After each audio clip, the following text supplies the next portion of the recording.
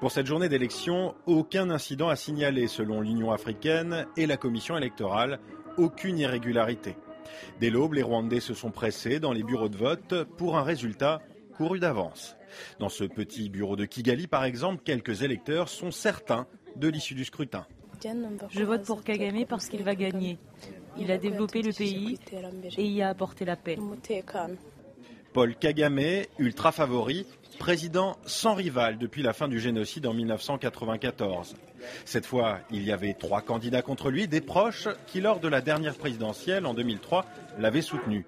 Scrutin où il avait obtenu 95% des suffrages. Et là, Paul Kagame a lui-même du mal à entretenir le suspense. Peut-être que je vais gagner. Je n'ai aucune raison de croire que je ne vais pas bien m'en sortir.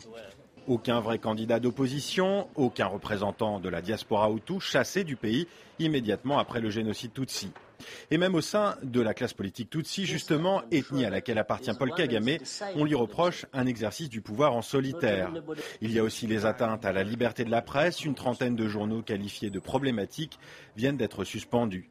Cette organisation des droits de l'homme dénonce. Un seul discours politique, l'absence des partis d'opposition, la presse n'est pas plurielle indépendante. Alors si nous mettons tous ces éléments ensemble, il y a des craintes que le régime rwandais ne bascule pas dans une dictature. Des arguments qui ne devraient pourtant pas empêcher Paul Kagame d'être réélu.